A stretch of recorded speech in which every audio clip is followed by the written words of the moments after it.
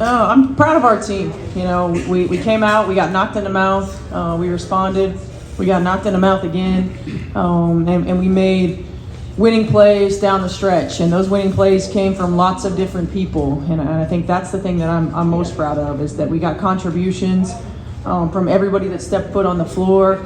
That everybody that stepped foot on the floor, especially in the fourth quarter, made plays that were critical to us being able to come out with a win. Taking questions in the room. Anthony? Coach, the game in the second half got very physical. Players were falling on the ground and so forth, and it looked like the Fever punched back. What did you say to your team to get them going? Because there was a number of lapses with layups. What did you say to your team? I probably can't repeat everything that I said to the team, but basically that we have to be disciplined to our coverages. You know, we can't get lazy. We can't lose our focus. We can't relax. I mean, Indiana's a hell of a team, and they have 5 players on the floor that space the floor really well and can hurt you in a lot of different ways. And we weren't locked in at times, or once our guy got rid of the ball, we relaxed. And you can't do that. You can't do that anytime, but especially in the playoffs. And so just, you know, again, holding them accountable to the standard that we need to play to be able to advance in the postseason. And we responded. We didn't have long lulls and long periods of time where we had breakdowns defensively, or long periods of time outside of the first quarter where we didn't score offensively. So I was proud of our team to be able to respond. You're back left. You've obviously seen AT do this many times, where she kind of just takes over Yeah. like this. But was there anything in particular you saw, or a specific moment when you were like, oh yes, this is this kind of night from her? Yeah, I mean, I think initially just how aggressive she was to the rim. You know, there are times throughout the course of the season where I'm talking to AT about she needs to shoot the ball more and not always look for the pass. I thought she was aggressive to the rim. She was locked in on her finishes. You know, she wanted the ball in her hands. You know, we always know what we're going to get from AT, certainly night in and night out. But when she takes a little bit more ownership of putting the ball in the basket, we're a better team. Right here in front. Steph, Where are we at? right here. Oh, hey, sorry. Sorry. Alyssa was asked earlier about the noise around the team and just maintaining the professionalism. There's been a lot of commentary around this series, and she talked about racial remarks she's received this year and how she's never experienced that in her 11-year career. And I just wanted to know, DeJanae also posted earlier in her Instagram an email, a really offensive email that someone sent to her, coaching this team and what the players have had to experience. I just wonder if you have any thoughts or comments on what they've had to go through, and also on Alyssa's call for the league to potentially step in and do something about it. Yeah, I think it's, you know, sport is a microcosm of life and of society. And I think right now, not right now, but we've seen a lot of racism, sexism, homophobia, transphobia throughout the course of our country. You know, sport is no exception, and it's unacceptable, to be quite honest. You know, I think the thing that frustrates me the most is that, you know, and is that I say we because, you know, I work in television as well, but we in the media have to do a better job of not allowing trolls in social media to become the story. And I feel like we have allowed trolls in social media to frame the narrative of what the story is, and it's unacceptable. It's unacceptable. And we have to do a better job. You know, I realize that, you know, everybody's job is predicated on what's read, what's clicked on, what's whatever, what's watched. I understand that.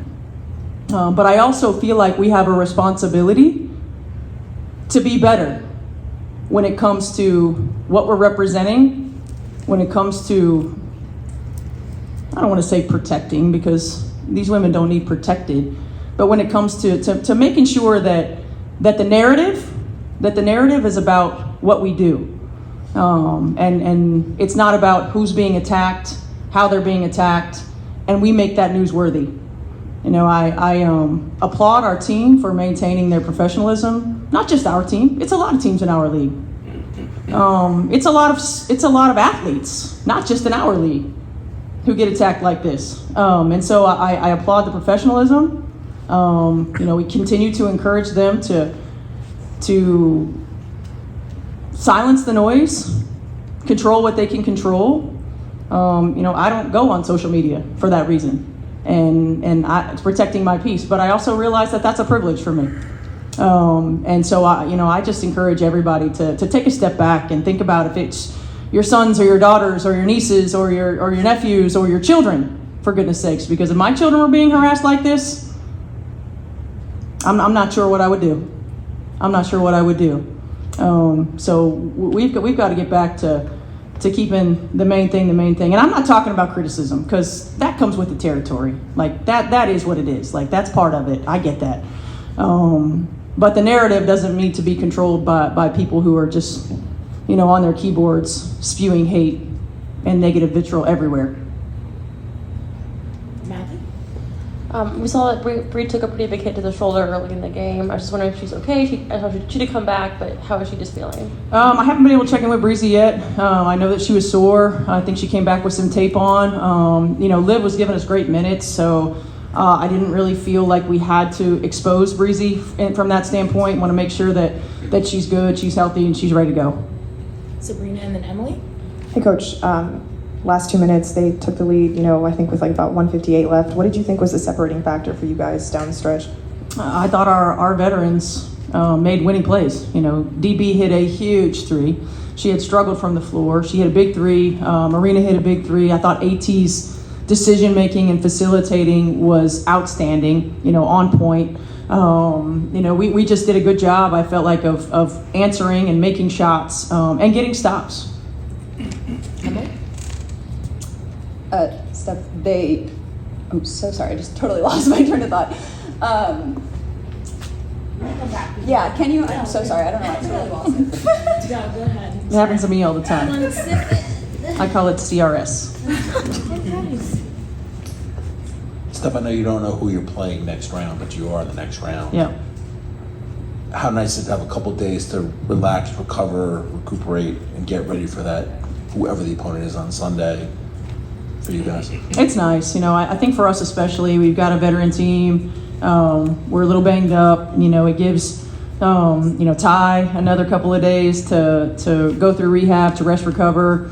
Same thing for Breezy, to make sure that she's good to go. We played heavy minutes in DBAT. I'm not sure if she, outside of the last 3 minutes of game one, that she hasn't come out. Marina played heavy minutes. So I think for everybody, just to be able to rest, recover, and it's been a heightened series in a lot of ways, physically, mentally, emotionally. So to be able to just come down, relax, get some time away, get a day off is going to be big for us.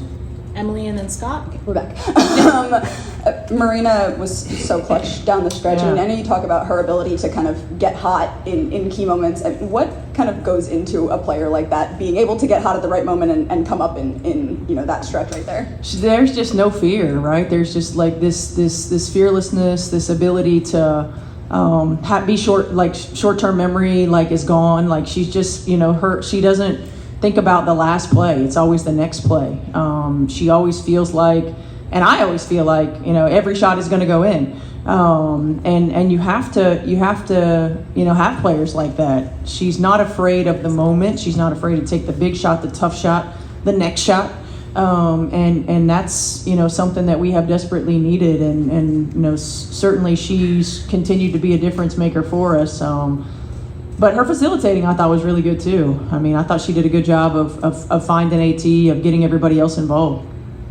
We're going to do Scott, Azar, and then end on Zoom with Kevin. How much did your defensive versatility shine through in this series? And then also you talked about the end of the game, but also going into halftime with another monster run. How critical do you feel like that was on maybe the momentum of the game? I think it's huge. To be able to end quarters, starting quarters and ending quarters is really important. I think we ended the half really well, obviously ended the game really well. Having defensive versatility is important for us. We've got a lot of different players who can do many things, but we also have to be able to keep teams off balance. We can't be predictable. Teams in this league are too good. We can't show them the same look every time. We've got to be able to make changes, particularly in a series. You play them once in a season and then play them again a few weeks later, and a few weeks later, okay, maybe you can get away with that. But you've got to be humble enough, flexible enough to give different looks to keep people off balance. So I thought our ability to do that was important. I don't feel like we always executed it at the level that we need to continue to advance. But I felt like our players were receptive. We got after it, and we were able to continue to give different looks. Hey, Coach. You guys really beat Indiana team tonight that I don't think a lot of people wanted to see in the playoffs, other teams in the playoffs. And you beat them down the wire. And then clearly, of course, now this next round, we know that it's going to be New York and Vegas, that all eyes are going to be on them. And whoever wins tonight, you're going to be playing them. Does it give you, how much of an advantage does it give you when it seems like all eyes are on everybody else and they're not on you, being that you consider the outcome of how you guys play and you've beaten the last 4 or 5 teams that's in the playoffs right now, you've beaten them. And how much of an advantage does it give you when everybody's eyes is on everybody else? I don't know. I mean, I think when you get to this point in the season, everybody's bringing their best, and we know that no matter who we're playing and no matter who else is playing, teams play at an elite level in the playoffs. And so, yes, everybody's going to be watching New York and Vegas. It's certainly a series of a rematch of the finals. There's no doubt about it. But we got to control the things that we can control, and we're going to either play Minnesota or Phoenix. We got to be ready to go because both opponents are quality opponents who have positioned themselves to be competing for championship, and so we got to be locked in to taking care of us, to focusing on our next opponent. And Kevin?